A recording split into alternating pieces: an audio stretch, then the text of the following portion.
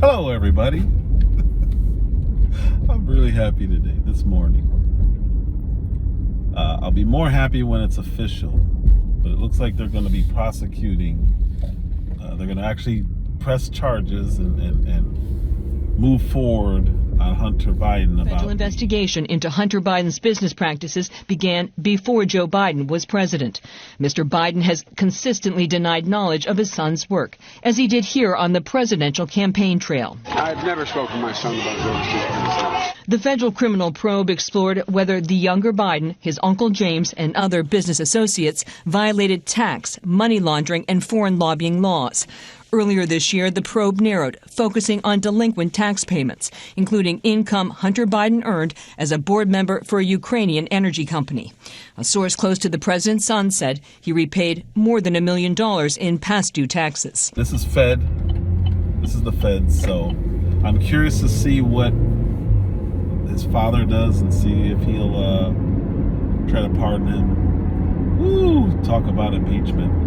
If Joe Biden pardons his son, lets this whole process go through, and then lives long enough to pardon his son,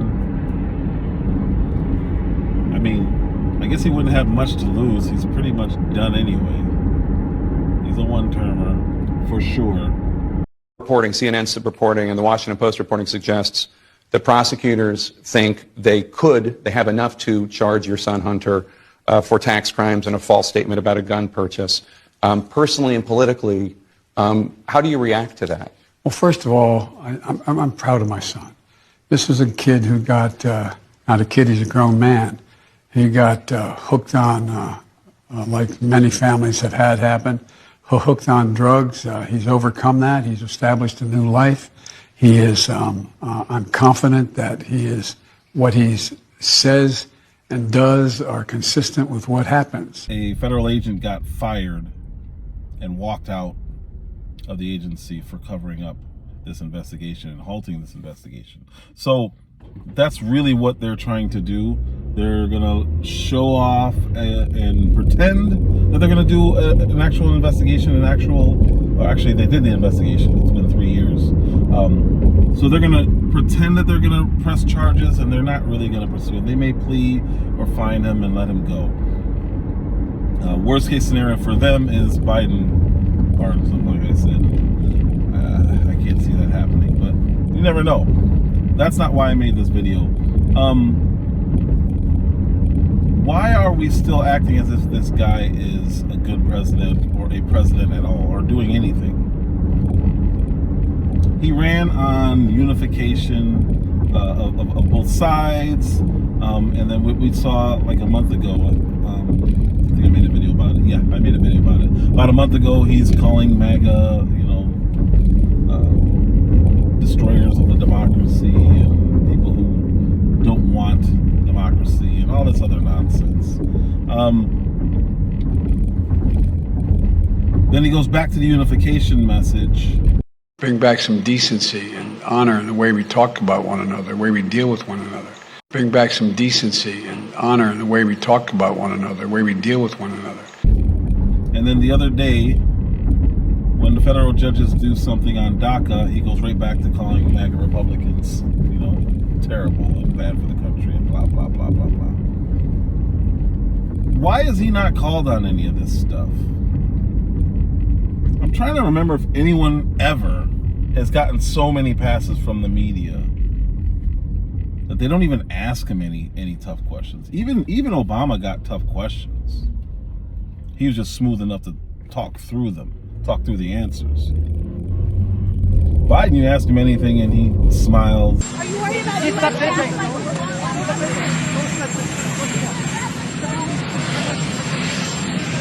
He just backs out like Homer Simpson into the bushes.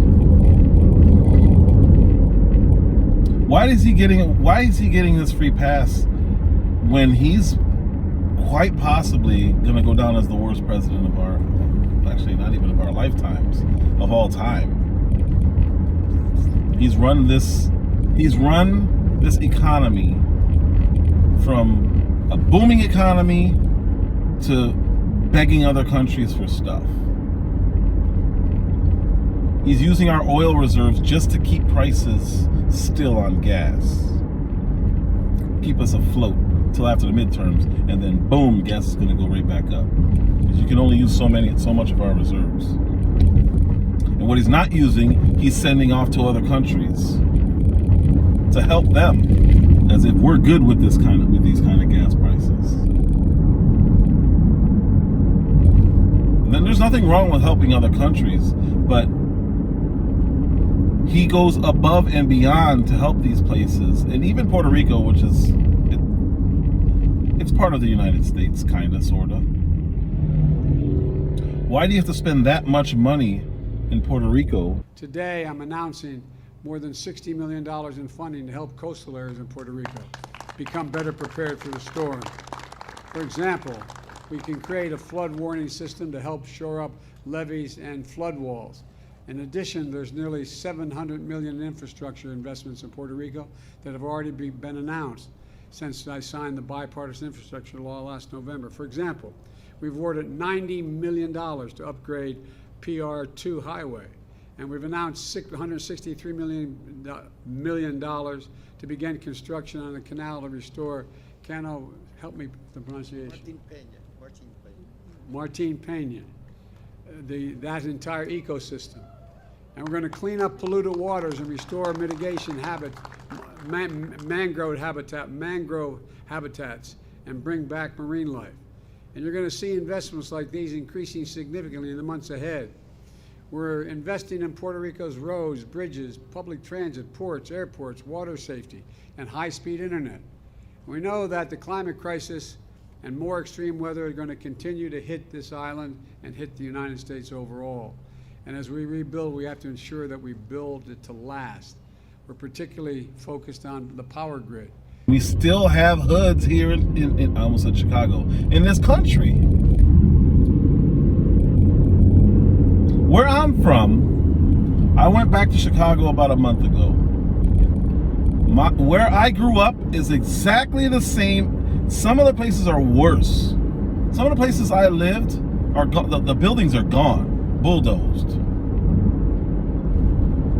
The streets are worse. The neighborhoods are worse. There are more bars and barricades on doors than there were when I lived there. And it was bad when I lived there.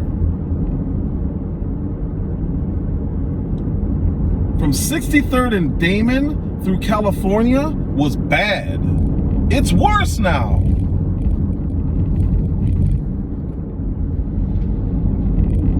'67th, 68th, and Rockwell over there was bad. It is worse now than it was then. 61st and Artesian, when I lived over there, it's worse. 59th and Artesian, when I lived there, it is now worse than it was back then. And it was bad. Mid to late 90s, it was no joke over there. You can't just walk around. I mean, you can, but if you're not from over there, you can't just walk around and roam. So when we send, in excess of, I don't even remember, that I'll have to get the amount that we're fixing Puerto Rico's roads and infrastructure. Why now? Why are we doing this now? We can help with hurricane relief. I get all of that. I definitely do. But and we're going to clean up polluted waters and restore mitigation mangrove habitats, and bring back marine life.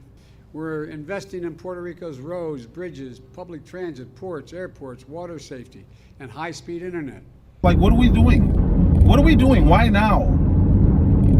When we are at our worst, this man is paying everybody else's bills. Again, I understand they're part of this country. Then make that part of that stupid infrastructure bill that you put out. That goes far beyond hurricane relief. Let's not do that right now. It doesn't make sense to me. He's just pandering and pandering and pandering, and he does not understand money. So in his mind, we can fix everything right now, and there's no repercussions for that. We passed $368 billion worth of help. which, as the same bankers talk about, is going to bring $1.7 billion off the sidelines and investment. Which clearly is not true. He leveled gas prices, and of course he's going to take credit for bringing the gas prices down. He went over to Saudi Arabia and begged them to produce more oil. Here we are 2 months later. Putin's met with these people, and now they're OPEC, all of OPEC.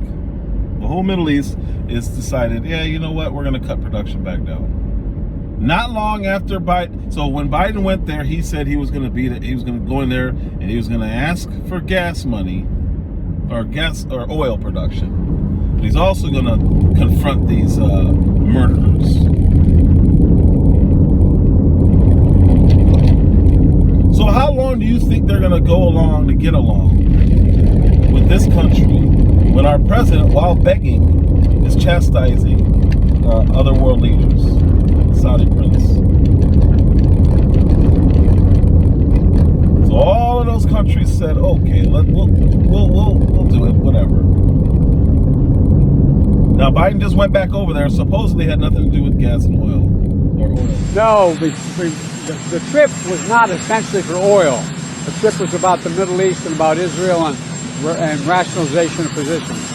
But it is a disappointment, and it says that there are problems. No, we went over to talk about other things. As soon as he leaves is when they said, yeah, we're going to cut the production. Something went wrong in that conversation. Something clearly went wrong in that conversation. I'm going to guess he said something stupid.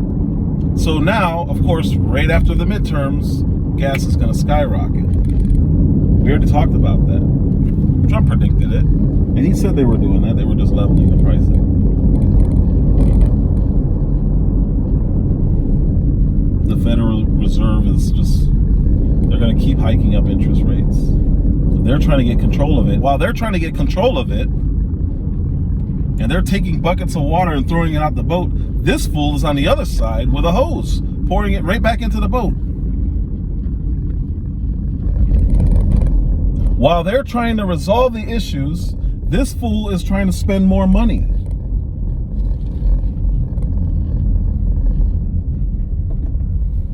And he has no idea how he's impacting this country because he's not all there. And he's never been good with finance, ever. He doesn't know anything about the economy or how it works. He thinks you can spend your way out of problems because we make the money, we can spend the money.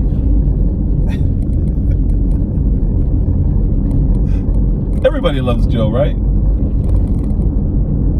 When he went to Europe.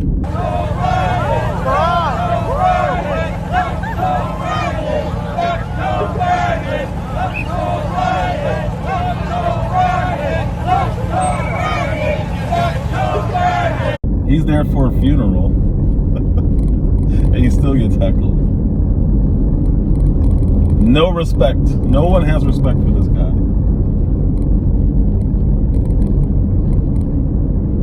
But he's running this country into the ground, and we seemingly just, I don't know, we seemingly have no issue with that. This is not one of those things we can just wait out for 4 years. And I'll go back on record, I don't think he's going to make it the full term, the full 4 years. I don't see that happening.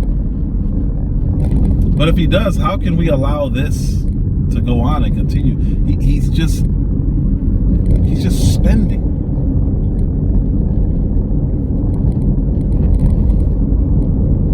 How can we let this keep happening? What is the government doing? They're just shaving off of the bottom of this huge stack of money. Every time he passes out bricks and bricks of cash, they tear the band and slip out their cut. Come on, Mr. Cement Truck. I guess we're just sitting here.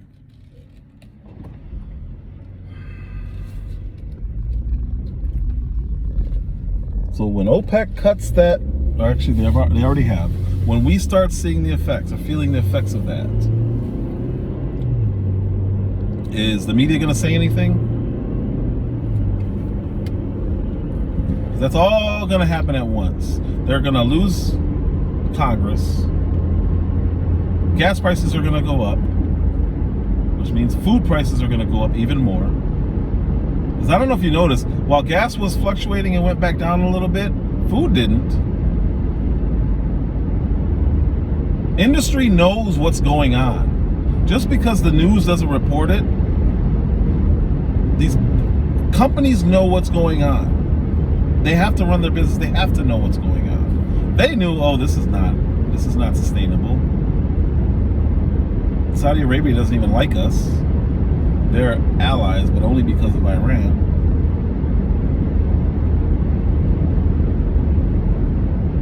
So they knew that this wasn't gonna last. And while this fool is giving away our strategic reserve, he's strategically destroying it. So if China does do something in Taiwan, and if they're really paying attention, we've already dipped into our oil reserve. We sell it for cash.